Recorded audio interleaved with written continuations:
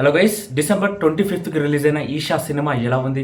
Cinema రివ్యూకి enter అయ్యే ముందు కింద లైక్ బటన్ వేసుకొని ఛానల్ సబ్స్క్రైబ్ చేసుకోండి. వీడియోలోకి ఎంటర్ అయిపోదాం. Director by Srinivas Manye. ఇక యాక్టర్స్ విశేషానికి వచ్చేస్తే ఆదిత్ అరుణ్, హెబ్బా పటేల్, అఖిల్ రాజ్, సిరి హనుమంత్. సినిమా రిలీజ్ కి ముందు ఒక్కసారిగా హైప్ పెంచేశారు మూవీ టీం.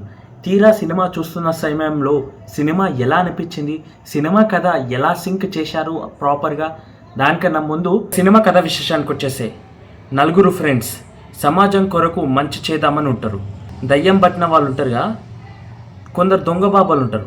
వాళ్ళు దయ్యాలని వదిలిస్తామని పైసలు తీసుకొని ఇట్లా మోసాలు చేస్తుంటారుగా, వాళ్ళందరినీ పోలీసులకు పట్టిస్తుంటారు ఈ నలుగురు ఫ్రెండ్స్.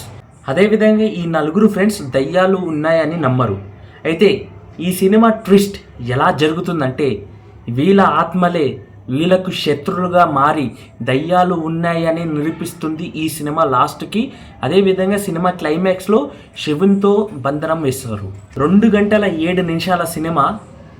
ఈ cinema BGM sound next level అని చెప్పుకోవచ్చు. ఈ సినిమా లోలో ఉన్న లేకున్నా సినిమా అనేది రన్ అయ్యిందంటే సినిమా బీజిఎం అనేది చాలా పర్ఫెక్ట్ ఉందని చెప్పుకోవచ్చు. హారర్గా సీన్లో స్క్రీన్ ప్లేలో ఏదైతే హారర్ సీన్ లేకున్నా కానీ అలాంటి ఐప్ ఇచ్చేసిందని చెప్పుకోవచ్చు బీజిఎం సౌండ్. సాంగ్స్ ఇట 2 సాంగ్స్. ఫ్రెండ్స్ యాక్టింగ్ ఇట చాలా బాగుందని చెప్పుకోవచ్చు. న్యాచురల్గా చాలా ఓకేగా అనిపించింది. సినిమా అయితే ఏమంత భయంకరంగా అయితే లేదు, కానీ సినిమా అనేది ప్రశ్నిస్తుంది వాళ్ళందరినీ. ఆ పాయింట్ అయితే చాలా బాగుంది. స్టోరీని ఇట మంచిగా సింక్ చేయడం జరిగింది తెలివితో.